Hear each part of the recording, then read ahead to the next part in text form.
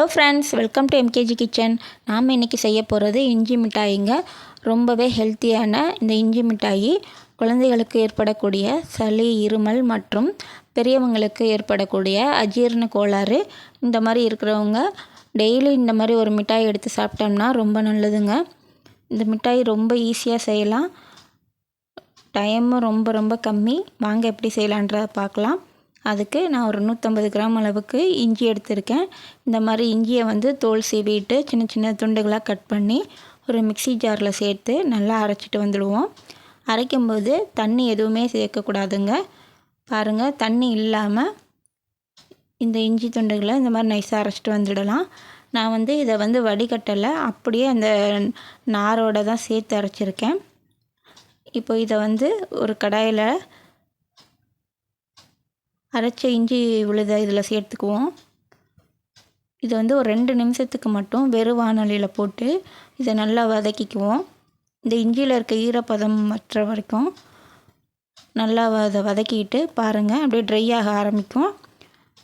இந்த மாதிரி வர டைமில் நாம் இதுக்கு தேவையான அளவு சர்க்கரை அல்லது வெல்லம் சேர்த்துக்கலாம்.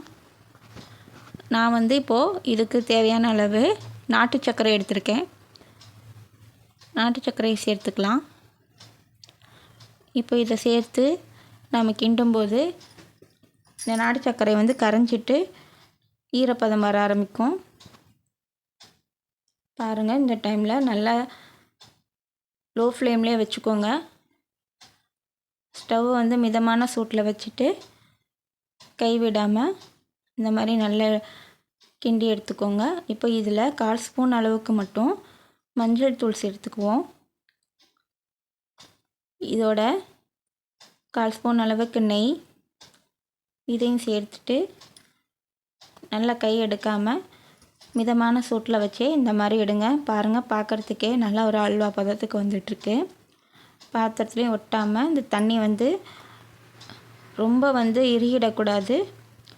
நாம் எடுத்து ஊற்றுற அளவுக்கு இருந்தால் போதும். பாருங்கள், இப்போ இதை பாகுபதம் செக் பண்ணணுன்னா இந்த மாதிரி போட்டு நமக்கு கையில் எடுத்து உருட்ட வரணும். ரொம்ப விட்டுட்டிங்கன்னா முருகிடும், பாகு ரொம்ப கட்டியாயிடும்.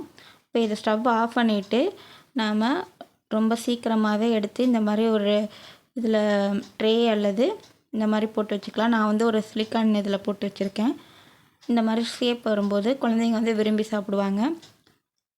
இந்த மாதிரி போட்டு வச்சுக்கலாம். ஒரு 1/2 மணி நேரம் தாங்க, அதுக்குள்ளே நமக்கு அப்படியே நல்லா ட்ரை ஆகிடும். இந்த மிட்டாய் ரெடி ஆகிடும்.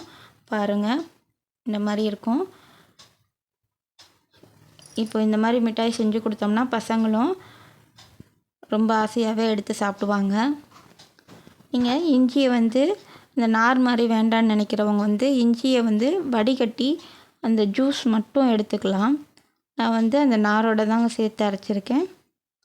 ரொம்பவே சிம்பிளாக வீட்டில் இருக்க 2-3 பொருளை வச்சு எளிய முறையில் செஞ்சிடலாம். உடம்புக்கும் ரொம்ப நல்லதுங்க. அப்பப்போ கிளைமேட் சேஞ்ச் ஆகி வரும்போது எப்போவுமே சளி, இருமல் இருக்கிற பசங்களுக்கு டெய்லியும் ஒரு மிட்டாயை கொடுங்க. இந்த மாதிரி சாப்பிட்டோம்னா கண்டிப்பாக அஜீரண கோளாறும் குறையும். நீங்களும் இந்த மாதிரி செஞ்சு ட்ரை பண்ணி பாருங்கள். தேங்க்ஸ் ஃபார் வாட்சிங்.